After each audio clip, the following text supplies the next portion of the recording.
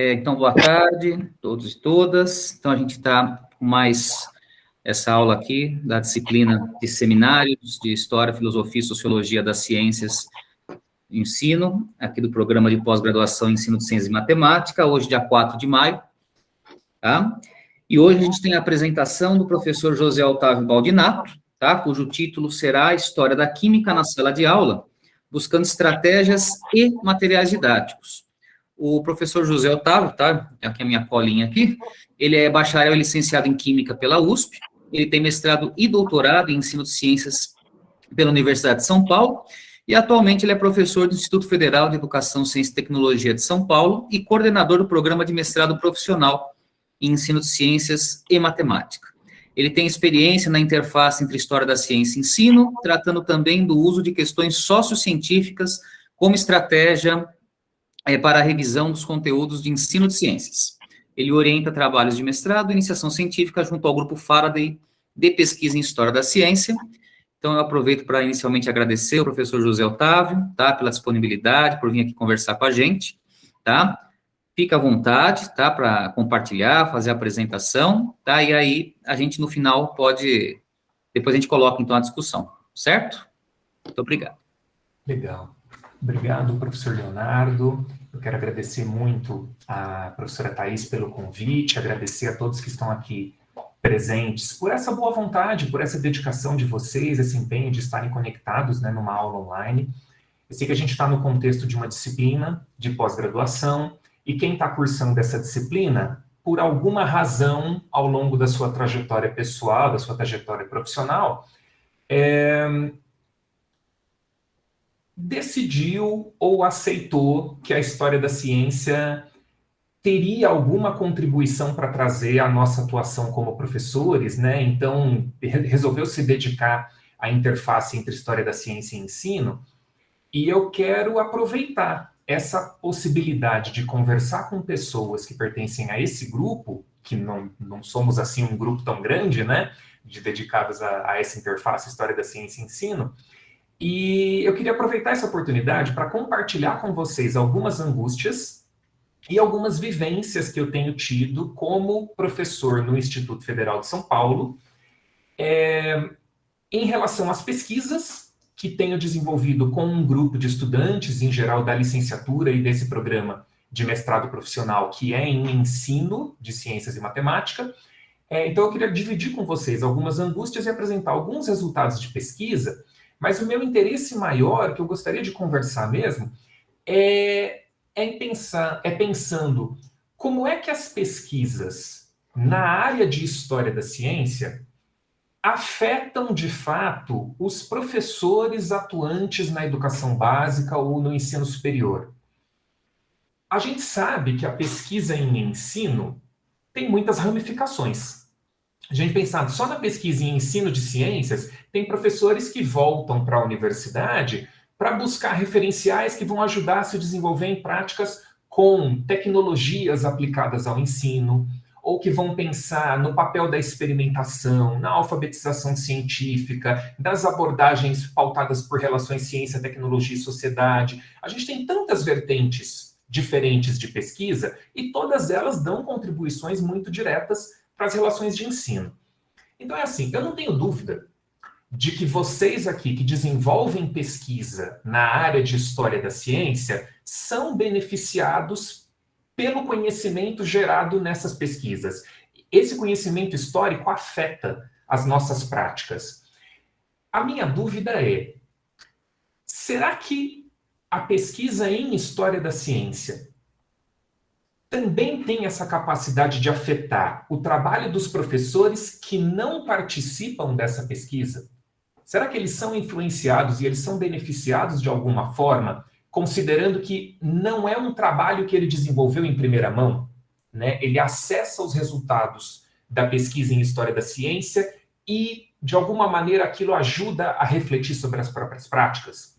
Então, aqui na nossa conversa de hoje, eu vou apresentar o mesmo slide 3 vezes, em 3 momentos, e em cada momento que esse slide aparecer, eu vou colocar uma pergunta diferente. Vou ficar muito contente se a gente conseguir, no final, né, no momento reservado para o debate, se vocês conseguirem me ajudar a buscar alívio para essas angústias. Então vamos lá, vou pedir a licença de vocês de começar uma apresentação aqui, que recebeu esse título, né, História da Química na Sala de Aula, buscando estratégias e materiais didáticos. Eu vou puxar mais exemplos da história da química, mas eu tentei trazer pelo menos um de biologia, outro que dialoga um pouquinho mais com a física. Vamos ver se isso nos ajuda a ser mais acolhedores.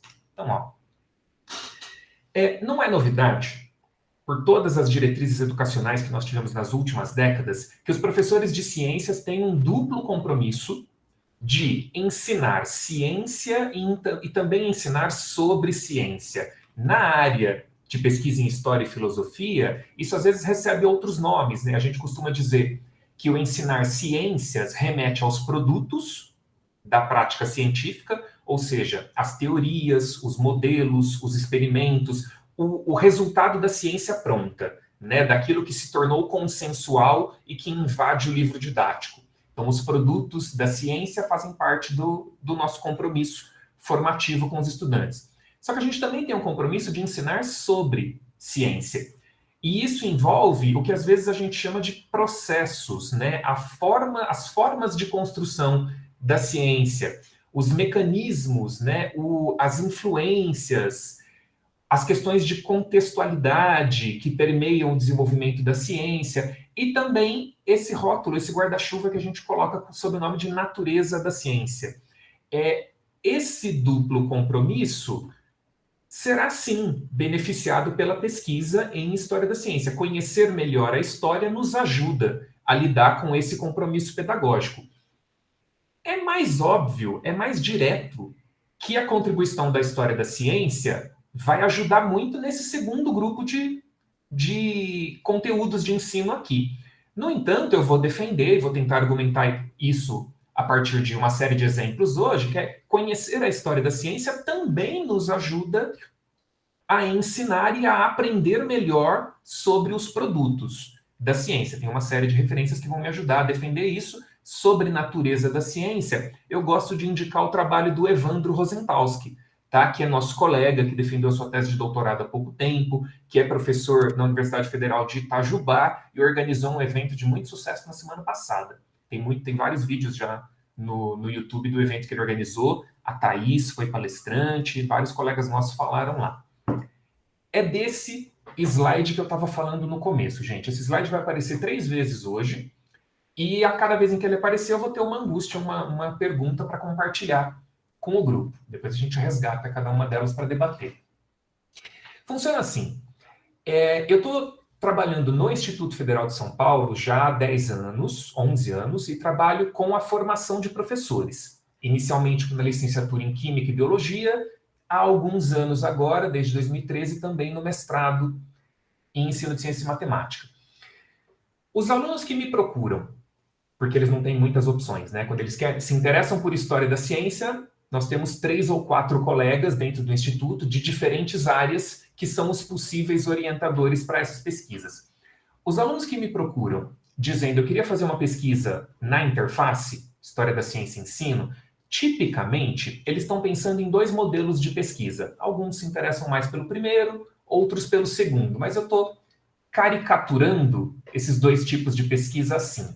Uma seria uma pesquisa pura, que é aquela que tem foco na história. Conhecer o passado, porque conhecer o passado é legal, porque isso nos dá prazer, porque isso é cativante, né? Mergulhar em documentos do passado e meio que testemunhar ali as conversas entre pesquisadores, as cartas que foram trocadas, as descrições dos experimentos que foram realizados, a identificação do contexto, do tipo de publicação que era feita na época, o tipo de argumento que era considerável aceitável dentro daquele contexto. Então, mergulhar nos registros do passado é algo cativante.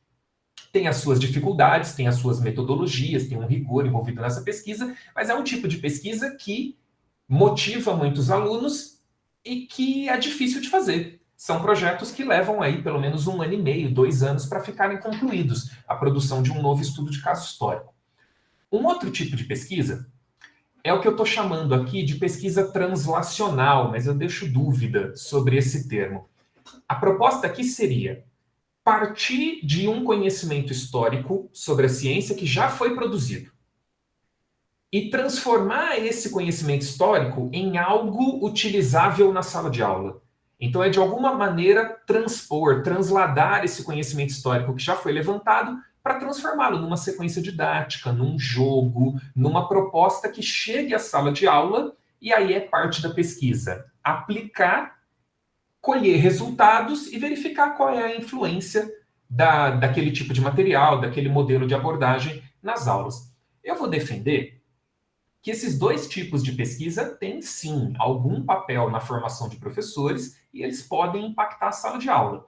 Só que esses dois tipos de pesquisa são orientados por referenciais e por pressupostos diferentes, então eles demandam tempo para que cada estudante, para que nova pesquisa possa ser desenvolvida, né? Para que eles se familiarizem. A minha primeira angústia a respeito desses dois temas de pesquisa é essa aqui. Será que um professor consegue se beneficiar desse tipo de pesquisa, do produto educacional que é elaborado, se esse mesmo professor não tivesse envolvido antes com o primeiro tipo? Será que um professor que nunca fez uma pesquisa de caráter historiográfico, de levantar um estudo de caso, de se aprofundar no passado, ele consegue se utilizar, ele se sente seguro para se utilizar do resultado do outro tipo de pesquisa, que seria um produto educacional? Essa é uma angústia que me acompanha já há alguns anos e eu não tenho resultado de pesquisa para dizer, eu só tenho uma angústia, só tenho palpite, só tenho as minhas impressões. Vou querer ouvir as opiniões de vocês. Vou falar rapidinho sobre esses dois tipos de pesquisa. O primeiro tipo, que é esse olhar para o passado, eu só queria apresentar essa analogia, que eu acho bem elucidativa, né? Se a gente for tentar explicar como é que se faz pesquisa em história da ciência hoje, a partir de uma analogia com o mundo da fotografia, dá para a gente considerar a diferença entre a fotografia panorâmica e o modo macro que as câmeras fotográficas têm. Até tem celular que hoje traz esse modo macro. Normalmente no modo macro o desenho é uma flor. E eu acho que a imagem mais icônica seria quando você pega aquela foto que dá para ver o pólen na pata da abelha que está saindo da flor. Né? É uma imagem muito focada de um objeto muito pequeno. Em geral, a imagem no fundo fica borrada. A ideia aqui é a imagem panorâmica aqui da floresta seria equivalente a um jeito antigo de narrar a história da ciência. Né? Seria você tentar escrever um livro de 300, 400 páginas, que conta toda a história da ciência, dos pré-socráticos até a bomba nuclear. A gente sabe que a história da ciência não é toda isso aí, não é só isso, e a gente sabe que, apesar de 300 páginas serem um calhamaço, né, um catatal que para em pé na prateleira, não dá para você resumir 4, 6 mil anos de história do pensamento sobre o funcionamento da natureza, que está sistematizado em texto, não dá para tentar resumir isso em 300 páginas. Você vai omitir uma série de detalhes, você vai sugerir uma ideia de continuidade, de avanço linear, que se a gente estivesse olhando para o modo macro, que seriam os estudos de caso, a gente consegue captar em detalhes e perceber uma riqueza muito maior, né? Então, talvez essas araras aqui estejam dentro dessa floresta. Mas na foto panorâmica não é possível perceber essa riqueza, essa diversidade. Então, uma outra maneira mais moderna de olhar para a história da ciência seria tentar mergulhar nos estudos de caso, que aqui, por analogia, eu estou comparando ao modo macro da câmera. É abrir mão de tentar conhecer toda a história da ciência e, em lugar disso, se aprofundar num detalhe, olhando de muito perto, mergulhando nos documentos originais daquele período. É isso que a gente chama de estudos de caso. Né? Tem muitos estudos de caso já produzidos, a Thaís orienta vários. Né? Para quem faz esse tipo de pesquisa, hoje, fazer esse tipo de pesquisa é mais fácil do que era algumas décadas atrás. Né? Um artifício que ajuda muito é a digitalização de uma série de bibliotecas que tem sido feita ao redor do mundo. Hoje existem muitos documentos antigos, originais, que só seriam acessíveis fisicamente em lugares pontuais do planeta. Hoje você consegue acessar pela internet. Então você tem bases como o Google Books, a Gallica, British Newspaper Archive, HatTrust, uma série de bases de dados que compilam esses documentos antigos. Então, acessar os registros do passado, a gente ganhou esse aliado. Isso tira um pouquinho do prazer da pesquisa histórica que você conseguiria fazer se você pudesse viajar até uma biblioteca, que pode ser a Biblioteca Nacional no Rio de Janeiro, né? Se você puder acessar uma base de dados que está dentro do Instituto Butantan em São Paulo ou a Biblioteca Britânica em Londres, e pegar na mão esses livros, essas cartas, essas pastas de arquivos pessoais, a gente perde um pouco desse prazer de manusear os originais históricos no acesso pela internet. Só que esse acesso fica muito mais rápido. A gente consegue uma diversidade de pesquisas por um custo muito menor. O segundo modelo de pesquisa, Thaís, eu não me lembro se eu te mandei essa foto, tá? O segundo modelo de pesquisa... Eu acho que mandou, porque eu tenho. Você tem? Mas se não foi você, quem seria? Então, estou pedindo sua licença agora já, ao vivo, para usar a foto que aparece aqui a Thaís no slide, né? Então, esse segundo modelo de pesquisa seriam as proposições didáticas. Aqui está a Thaís ao lado do Leonardo Correia e da Luzia, que fazem parte do grupo de pesquisa que eu coordeno lá no Instituto Federal. E do lado deles está o Douglas Auschin. Essa foto foi tirada na UFABC, num evento de História da Ciência que foi organizado pelo Breno e por colegas, né, que era do IHPST, uma organização internacional de dedicados à história da ciência e ensino, que hoje é presidida pela nossa colega Andréa Guerra.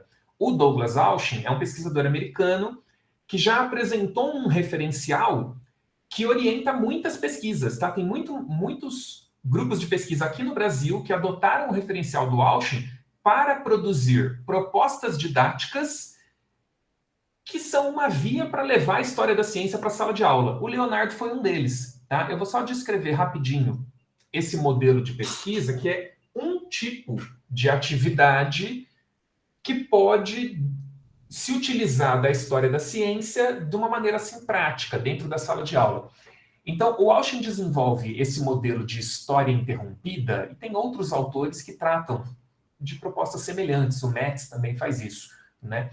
Esse modelo de atividade é assim. Você precisa ter previamente um roteiro narrativo. Você tem um estudo de caso pronto sobre um determinado personagem da história da ciência, ou sobre o desenvolvimento de um conceito, sobre um período da história da ciência. Já tem vários estudos de caso assim que estão prontos. A partir dessa narrativa, você vai contar essa história para os alunos durante a aula, só que em determinados momentos você vai interromper a história. E você interrompe a história em momentos cruciais, em momentos nos quais aquele personagem principal da história se encontra diante de um dilema. Ele precisa decidir, por exemplo, ele tem tal hipótese. Como ele pode construir um experimento que ajude a testar aquela hipótese? Ou então, ele estava conduzindo um experimento, só que aquele experimento tinha um problema sistemático.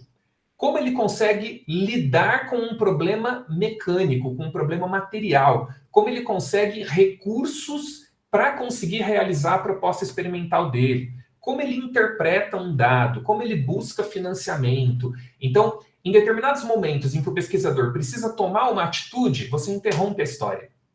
E aí você questiona os alunos da turma, que podem estar divididos em grupos, o que vocês fariam nessa situação. Aqui, ó, seguindo essa descrição que está no quadro, foi produzido pelo Leonardo, a lógica dessa sequência de atividade é assim. A introdução do contexto histórico geral e científico, a apresentação do protagonista da narrativa histórica. A narrativa avança um pouquinho até que se chega num ponto de dilema nessa narrativa. É feita uma interrupção e uma questão é colocada sobre esse dilema. Os grupos debatem e socializam as suas respostas. Aí a fala volta para o professor e contrasta a resposta dos alunos com aquela saída que foi tomada pelo pesquisador. Então a gente avança um pouquinho na narrativa histórica, até chegar num novo dilema. É feita uma nova interrupção, e isso aqui se repete em ciclos. Você faz 4, 5, 7 interrupções até chegar numa conclusão da história. A ideia é que, no final, os professores ajudem os alunos a perceber, a conduzir uma discussão explícita sobre aspectos da natureza da ciência que aparecem no meio daquela história. Então, a necessidade, por exemplo, de você submeter as suas ideias à validação de uma comunidade científica, a interdependência entre experimentos e teorias, a dimensão coletiva da ciência, as pressões externas, esses aspectos tendem a ser ressaltados quando os estudantes tentam se colocar no lugar do pesquisador, tentam vivenciar os dilemas que os próprios pesquisadores enfrentaram. O Aushon é um pesquisador americano, mas que gosta muito do Brasil, está sempre aqui. Ele já veio e ministrou uma disciplina optativa no programa da USP, em que todos os alunos que participaram, em duplas ou trios, cada um escreveu um estudo de caso e construiu uma história interrompida sobre aquele estudo de caso. Então já tem bastante material desenvolvido com esse referencial. Tá bom, voltamos para aquele mesmo slide. Será que são só esses dois modelos de pesquisa, né? Ou a gente produz um estudo de caso, ou a gente adapta o estudo de caso para transformar numa atividade e leva para a sala de aula? A segunda questão que eu coloco aqui é, será que não tem um meio termo entre essas pesquisas? De novo, palpite, angústia. Eu sou levado a crer que sim, que existe um meio termo, só que esse meio termo pende para o lado da pesquisa pura, ele pende para o lado da produção de estudos de caso. O tipo de pesquisa que eu estou considerando aqui são aquelas em que nós vamos estudar o passado, mas nós vamos, ao narrar esse passado, tentar chamar a atenção do leitor, destacar elementos que dialogam com a prática docente. Então, nós vamos produzir narrativas historiográficas tendo como público-alvo professores. Então, a gente vai tentar chamar a atenção para o que essa história tem para nos ensinar e que pode afetar as nossas práticas didáticas.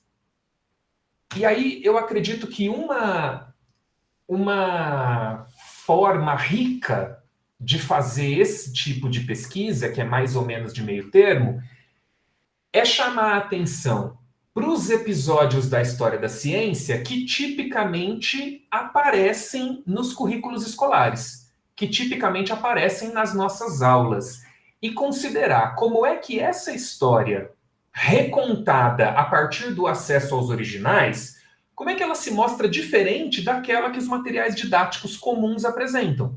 A gente sabe que o livro didático costuma ser a principal fonte de consulta do professor ao preparar as suas aulas.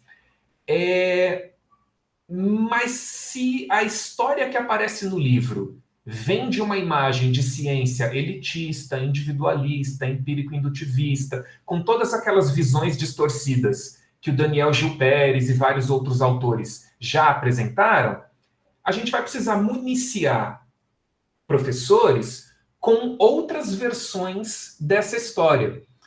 Agora, essas narrativas históricas que a gente vai produzir, elas não podem ser densas demais ou especializadas demais. Elas têm que ser um tipo de estudo de caso que não tem como público-alvo outros historiadores da ciência, né? Elas precisam ter como público-alvo professores. E isso afeta o padrão de linguagem que vai ser usado, as ênfases que serão aplicadas. Então, talvez aí se configure um padrão historiográfico, né, de historiografia pedagógica, historiografia voltada para a sala de aula, não sei. A partir desse momento da minha fala, o que eu trouxe são exemplos, tá, de uma série de pesquisas, de uma série de narrativas históricas que já estão disponíveis e que permitem, de alguma maneira, esse diálogo com a sala de aula. Eu tentei pegar exemplos das três áreas, mas falar da química vai ser mais simples para mim. Se vocês me permitem, eu vou começar com o princípio da conservação de massa. Os 3 primeiros exemplos são de artigos alguns já antigos, alguns da década de 90, tá? Que eu considero exemplares nessa possibilidade de diálogo com professores. E aí eu vou guardar 2 aqui que foram produzidas dentro do grupo de pesquisa. É a pesquisa mais recente, a Beatriz Maia, que concluiu o TCC dela agora, no mês de abril. Então eu vou aproveitar para divulgar o material que ela produziu. Vou começar pelo caso do princípio da conservação de massa, que a gente associa rapidinho, dentro da história da química, ao nome do Lavoisier. Ó, no livro didático, é muito comum aparecer uma narrativa que trata do Lavoisier mais ou menos nesses termos. Ó, final do século XVIII, o cientista Lavoisier realizou uma série de experimentos em recipientes fechados para que não entrasse nem escapasse nada do sistema em estudo. Efetuando pesagens com balanças mais precisas do que as dos cientistas anteriores, ele concluiu que num recipiente fechado a massa total não varia, quaisquer que sejam as transformações que venham a ocorrer no sistema. Tais afirmativas traduzem uma lei da natureza descoberta por ele e que por esse motivo ficou conhecida como Lei de Lavoisier, ou Lei da Conservação da Massa, ou ainda Lei da Conservação da Matéria. O que tem de errado nessa história? Vou usar uma outra referência do Auschen, que também não é recente, de 2004, na qual ele apresenta sinais de alerta para pseudo-história, para isso que ele chama de pseudo-história, que é uma história distorcida, inventada, romanceada, que está te enganando. O Auschen lista 10 sinais de alerta que a gente não teria grande dificuldade para encontrar aqui. Ele diz o seguinte: olha, professor, você que não se aprofundou em discussões historiográficas, que não se envolveu com um projeto de pesquisa nessa área, esteja atento. Esses sinais de alerta te ajudam a perceber quando uma história está sendo mal contada. E aí, quando você perceber isso, procure outra fonte. Né? Não vamos replicar uma informação que de cara soa suspeita. Esses sinais de alertas incluem pessoas que não cometem falhas, que não cometem erros, né? Pessoas sem falhas, grandes insights, grandes sacadas, né? Caiu a maçã, gravitação universal. A romantização de biografias, experimentos cruciais. Um resultado experimental prova que uma teoria está correta ou que ela está errada e descarta ou estabelece um consenso. Descobertas monumentais, simplificação, interpretação lógica e objetiva das evidências, como se cada experimento, o resultado, só pudesse ser interpretado de uma única maneira, como se não existisse controvérsia sobre a interpretação de dados. Uma retórica da verdade contra a ignorância, que eu vou tentar ilustrar já já, consenso científico instantâneo ou a ideia de método científico único. Eu acredito que o Auschen já não defende mais isso aqui, tá? Que estar atento para esses 10 sinais de alerta é suficiente para o professor. Eu vou defender, ao lado de uma série de colegas da área, que ao longo da sua formação inicial e continuada, a professora e o professor precisam entrar em contato com discussões de natureza historiográfica. A gente precisa aprender a reconhecer diferentes padrões, saber que existem diferentes formas de narrar a história, que o historiador produz não é a história da ciência, é a historiografia, e a historiografia segue algumas escolas, elas pode ter algumas ênfases. Então, as professoras e professores precisam estar envolvidos nessas discussões em algum momento da sua formação. Aí eles estariam melhor preparados, poderiam se sentir mais seguros, mais aptos a lidar com esses problemas da história, tal como ela aparece no livro didático. Avançando. Se a gente conduz um estudo de caso sobre o Lavoisier, a gente vai identificar, sem muita dificuldade, que uma história atenta aos originais trata do princípio da conservação de massa, por exemplo, de um jeito diferente. Olha, aqui, o princípio da conservação de massa é um resultado experimental. Por quê? O Lavoisier realizou experimentos com balanças muito precisas e concluiu. A conclusão é algo que vem no final, né?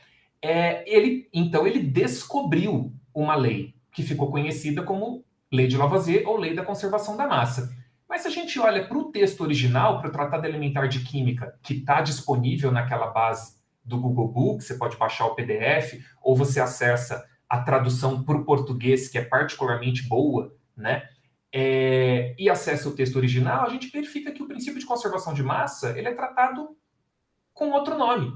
Né? Ele não aparece como uma lei, ele não aparece como uma conclusão, ele não aparece como um resultado experimental. Ele é um princípio. E Lavoisier coloca nesses termos, ó. Isso aqui está lá na página 90 do livro, é num capítulo em que ele está falando sobre a fermentação vinosa, fermentação do vinho. É um processo no qual o açúcar das uvas daria origem ao álcool com a liberação do que ele chama de ácido carbônico, que a gente vai tratar agora como gás carbônico. Mas então o açúcar deixa de ser açúcar, uma matéria grosseira, né? Ele deixa de ser açúcar, uma matéria pesada, e dá origem a dois materiais que são muito mais leves do que ele, o álcool e o gás carbônico. O Lavoisier trata como um princípio. Ele diz o seguinte, ó, pois nada se cria, nem nas operações da arte, nem nas da natureza. E se pode colocar como um princípio que em toda operação há uma quantidade igual de matéria antes e depois. É sobre esse princípio que é fundamentada toda a arte de fazer experiências em química. Somos obrigados a supor em todas as experiências uma verdadeira igualdade ou equação entre os princípios dos corpos que se examina e os que deles se retiram para análise. Ou seja, ao colocar como um princípio, ele diz: eu não estou preocupado em verificar se a massa se conserva. Eu parto dessa crença. Para mim, é inaceitável cogitar que a massa não se conserve. E é acreditando na conservação de massa que eu interpreto o resultado experimental. É o meu ponto de partida. Aqui nesse vídeo, eu vou colocar rapidinho, é um experimento comum, né? Um teste comum que a gente faz na sala de aula, de queimar em cima da balança um pedaço de papel e a palha de aço, representando o ferro. A gente sabe que quando queima um produto de origem vegetal, a balança vai acusar diminuição de massa. Enquanto quando a gente queima um metal, a balança acusa aumento de massa. Como o vídeo aí vai ilustrar.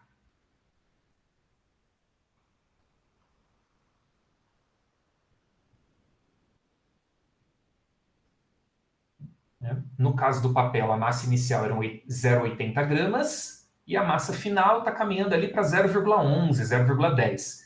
No caso da palha de aço, partimos de 1,27 gramas e a massa final subiu para 1,49, 1,48. Lavoisier sabia, estava ciente desse tipo de resultado. Ele sabe que em alguns processos de combustão, a balança acusa diminuição da massa. Em outros processos de combustão, a balança acusa aumento de massa. Mas acreditando no princípio de conservação, o que ele vai dizer? Olha, se a balança acusa que a massa está aumentando na queima do metal, é porque algo no ar, que antes a balança não media, está se fixando ao metal.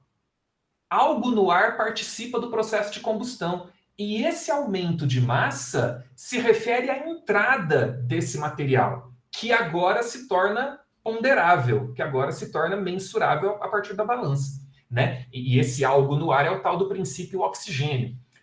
Em relação ao vegetal, quando queima, se a balança acusa perda de massa, opa, essa massa precisa estar indo para algum lugar. O mesmo algo do ar se combina com o vegetal que queima e produz novas substâncias que são gasosas, que se espalham no ar. E ao se espalharem no ar, a balança deixa de medir. Repara que a conservação de massa ela tem um papel de princípio explicativo. Ela não é algo que vem depois. É aí que eu estou defendendo que conhecer elementos de alguns detalhes da história nos ajuda a compreender não só os processos de desenvolvimento da ciência, mas também os próprios conceitos. Né? Entende melhor o princípio da conservação de massa quem conhece um pouquinho desse episódio histórico. Vou avançar. A história do Lavoisier, narrada pelos livros didáticos, tem outros elementos. Né? Se a gente pegar, por exemplo, as imagens que tipicamente aparecem nos livros didáticos, são essas. É uma imagem que segue um padrão que ilustra uma série de outros personagens cientistas que aparecem no livro. Né? É um homem branco que está sozinho, ele está segurando uma pena, ele está olhando para um horizonte contemplativo como se ele estivesse pensando, né, em alguma coisa, como se ele estivesse preocupado com questões ali de interesse, tem equipamentos científicos em cima da mesa. De novo, se a gente vai para os originais, a gente percebe que essas imagens todas saíram do mesmo modelo, do mesmo padrão. A fonte é essa pintura do Jacques-Louis David, que foi pintor da corte do Napoleão, que tem uma sala de quadros dentro do Museu Metropolitan em Nova York, e, em particular, é esse pedacinho da imagem, né, do retrato original, que serve de fonte para todas as imagens que são retiradas de livros didáticos.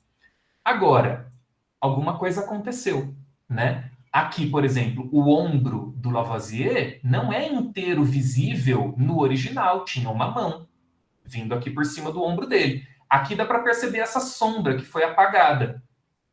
Aqui também o ombro aparece por inteiro, aqui a imagem foi cortada e tem um borrão. Não é acidental que isso acontece, né? Poxa, por que será que os livros didáticos, os autores de livros didáticos, optam por utilizar uma imagem que retira a esposa, Marie-Anne Pose Lavoisier? Por que será que esses autores optam por retirar a esposa da imagem, da fonte que vai ser usada para retratar o cientista? Será que não tem uma história científica que está sendo construída aí? De novo, a pesquisa dos originais históricos, que chama a atenção do professor para esses elementos, pode levá-lo a repensar a sua prática, o seu discurso, as suas escolhas de materiais didáticos. É isso que eu estou defendendo aqui. Sobre a Marie-Anne em particular, eu quero indicar essa série aqui, ó, vou deixar passando enquanto eu falo. Tem uma série do canal PBS, que é tipo a TV Cultura, em alguns estados dos Estados Unidos, né? Que chama O Mistério da Matéria em Busca dos Elementos. São 3 episódios que narram diferentes personagens da história da química e como que eles estariam vinculados à construção do conceito de elemento químico e ao isolamento de diferentes elementos. No episódio sobre o Lavoisier, a Marie-Anne tem bastante destaque. Ela aparece como uma colaboradora efetiva do Lavoisier, que fazia as ilustrações dos equipamentos dele que foram impressas no livro, que acompanhava o trabalho experimental e teórico, que servia como intérprete, né? Que trabalhava como intérprete em visitas que o Lavoisier recebia, já que o Lavoisier não falava outras línguas além do francês. Então ela era virtualmente uma colaboradora científica dele.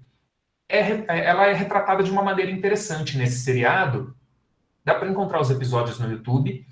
E, assim, apesar de serem homens brancos falando sobre a importância da Marie-Anne, na série vocês vão perceber isso, é uma série que dá algum destaque para essa personagem, né? Ela tem contribuições dentro do desenvolvimento científico do grupo no qual o Lavoisier trabalhou, e chamar a atenção de professores para isso talvez tenha algum papel, talvez nos ajude a repensar práticas.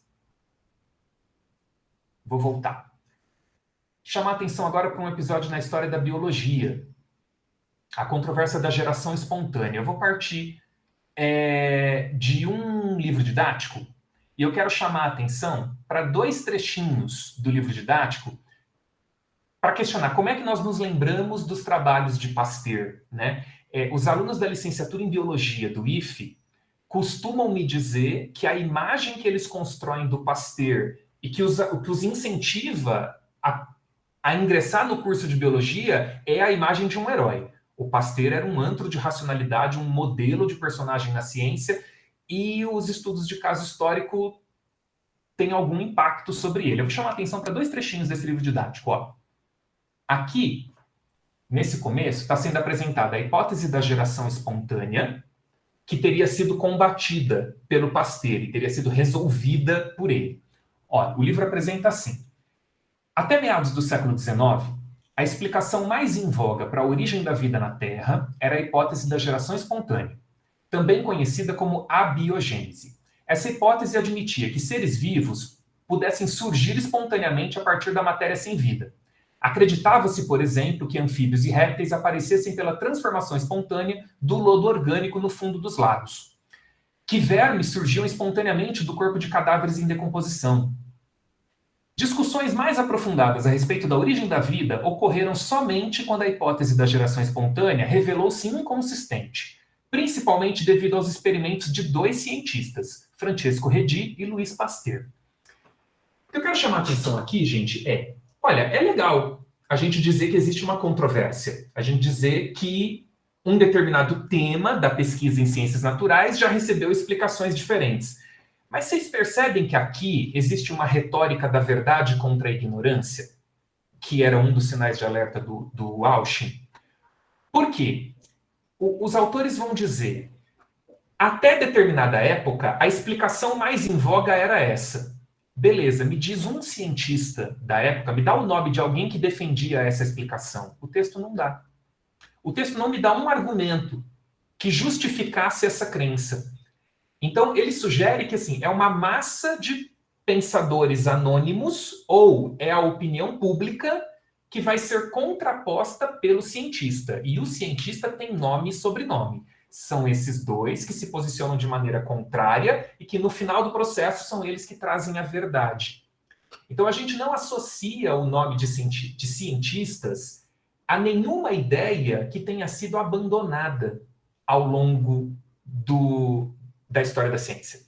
Né? A gente só associa o nome de cientistas às ideias que foram preservadas, que prosperaram. Tem uma imagem de ciência que está sendo construída aí. Vou chamar a atenção para isso já, apresentando um desses personagens rapidinho. No final dessa história, tem um outro sinal de alerta aqui, que é a ideia de linearidade.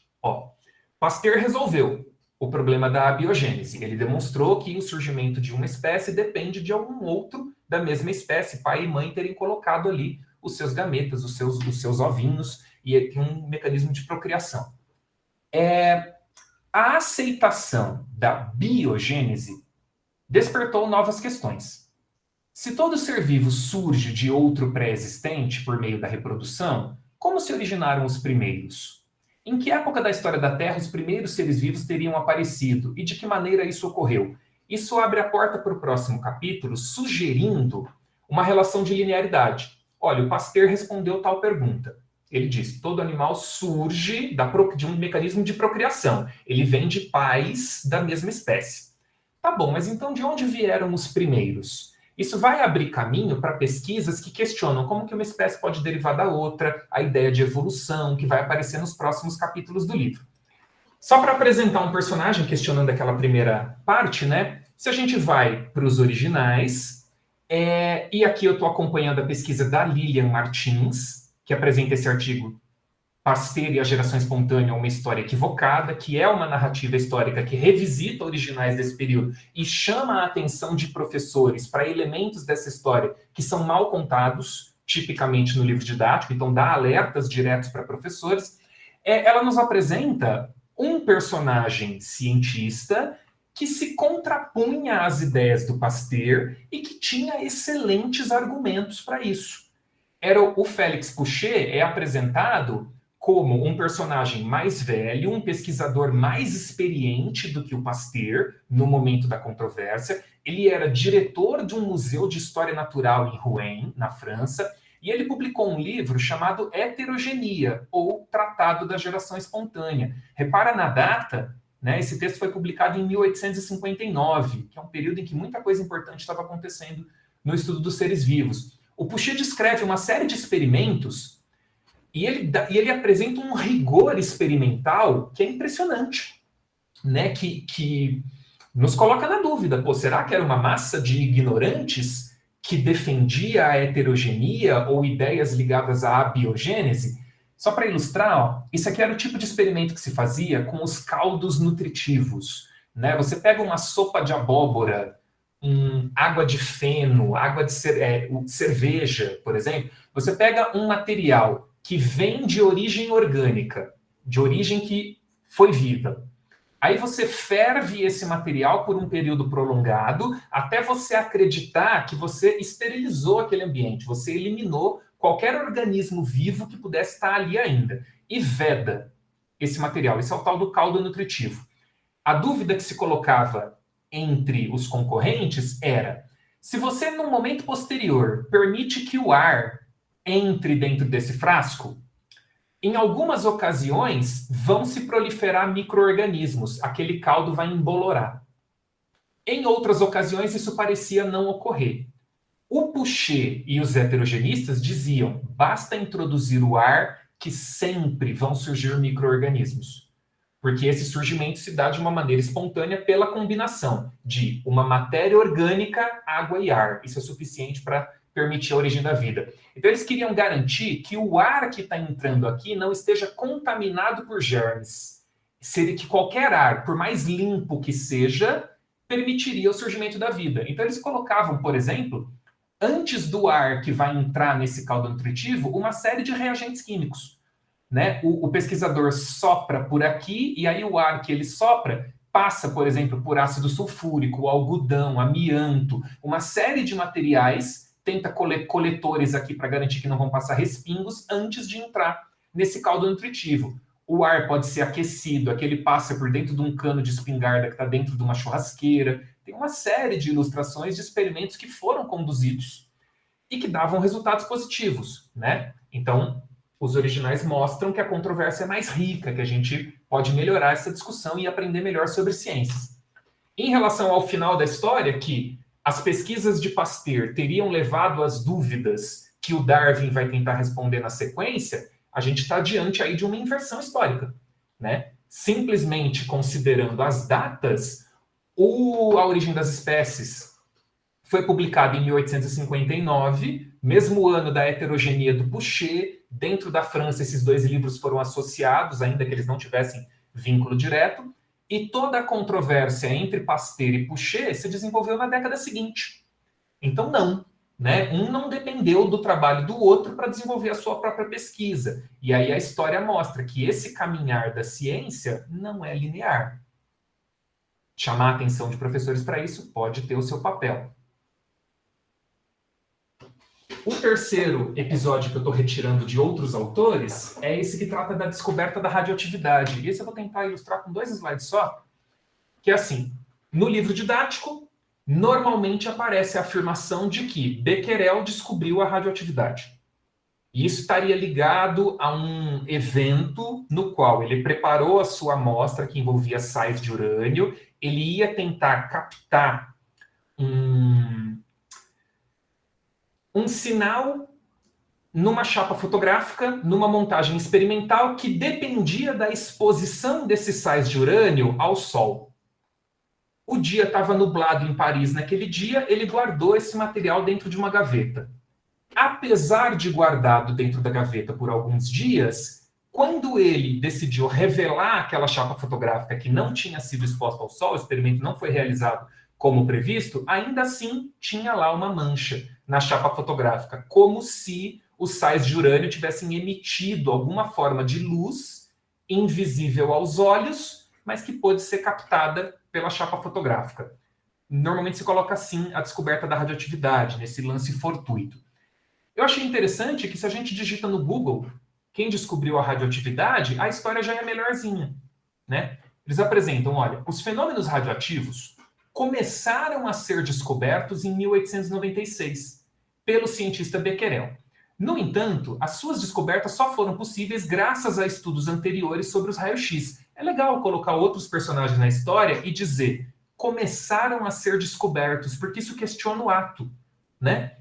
A descoberta, em princípio, parece ser um evento rápido. Tinha uma coisa lá que sempre existiu, só que ela estava coberta, ela estava debaixo de um pano. Alguém tira o pano de cima e descobre, mostra para o mundo, olha, esse fenômeno estava aqui. Se a gente for povoar essa história com outros personagens, vários mereceriam destaque, não só esses que eu estou representando aqui. Mas como o mundo da educação já dizia, a descoberta dos raios-x tem um papel, tá? Com o Roentgen em 1895. Entre o Roentgen e o Becquerel, valeria a pena colocar o Henri Poincaré, né? Porque o Poincaré apresenta uma conjectura. Será que todo o material fosforescente não é capaz também de produzir os raios-x do Roentgen? Isso foi apresentado na Academia Francesa de Ciências. O Poincaré era um teórico, mas vários experimentais se propuseram a testar essa conjectura dele, essa hipótese dele. E esse episódio está narrado pelo Roberto Martins, nesse artigo que é da década de 1990. Depois ele publicou um livro ampliando essa história, né, como Becquerel não descobriu a radioatividade. O Becquerel seguiu essa pista do Poincaré e os sais fosforescentes que ele usava eram sais de urânio. Ele realizou esses testes e percebeu que os sais de urânio eram capazes de emitir uma forma de radiação esquisita. Ela queimava a chapa fotográfica, só que ela parecia não depender muito da exposição ao sol, o que é típico dos fenômenos de fosforescência, né? Você expõe a uma fonte de radiação, o material absorve aquela radiação e depois ele emite uma outra forma de radiação de menor intensidade, né? As coisas fosforescentes, tipicamente, absorvem luz no ultravioleta e emitem verde, emitem azul, emitem na faixa do espectro visível. O Becquerel esteve diante do fenômeno, ele percebeu que o urânio tinha um comportamento diferente, mas todas as interpretações que ele deu e que ele publicou em artigos no período, Comunicações para a Academia Francesa, ele falava: o urânio parece manifestar um tipo de fosforescência invisível. O urânio apresenta um tipo de hiperfosforescência. Ele tira os sais e testa o metal urânio e fala: parece ser o primeiro exemplo de um metal que apresenta fosforescência invisível. Então, ele esteve diante do fenômeno novo, que hoje a gente chama de radioatividade, mas ele nunca cogitou se tratar de algo diferente da fosforescência, que era um fenômeno com o qual ele já estava habituado. Tá. Poucos anos depois, a Marie Curie estava desenvolvendo o seu doutorado, estava desenvolvendo a sua pesquisa de doutorado, e ela testava a capacidade de vários materiais diferentes tornarem o ar condutor. Ela tinha um equipamento que foi desenvolvido pelo grupo do Pierre, e no qual duas chapas metálicas se aproximavam e entre elas se colocava o material de teste, vários sais diferentes que ela testou. Entre as duas chapas era aplicada uma diferença de potencial grande. Se aquele material, de alguma maneira, favorecesse a condutividade do ar, podiam ser percebidas faíscas entre as duas chapas metálicas. E aí, alguns dos resultados positivos dela se deram com sais de urânio e com os sais de tório, tá? Urânio e tório, que eram os elementos mais pesados da tabela naquele momento. A Marie Curie interpreta: isso aqui tem alguma relação com os elementos mais pesados. Isso aqui é uma característica do urânio e do tório. Eu sigo a pista trazida pelo Becquerel. Tem um fenômeno novo envolvido aqui no elemento urânio e no elemento tório, nesses elementos muito pesados. Isso aqui não é fosforescência. É melhor a gente dar um nome novo para não gerar uma confusão mental. Eu não sei exatamente o que é que está acontecendo, mas eu vou chamar de radioatividade, só para destacar que é um fenômeno novo. Ela estudou esses materiais radioativos que ela conseguiu ter acesso. Ela, a partir da amostra de minérios radioativos, ela isolou novos elementos, o polônio primeiro e depois um outro que era tão radioativo que ela resolveu inclusive chamar de rádio, né? Ele é tão radioativo que ele é o próprio rádio. E a Marie Curie, então, deu o nome.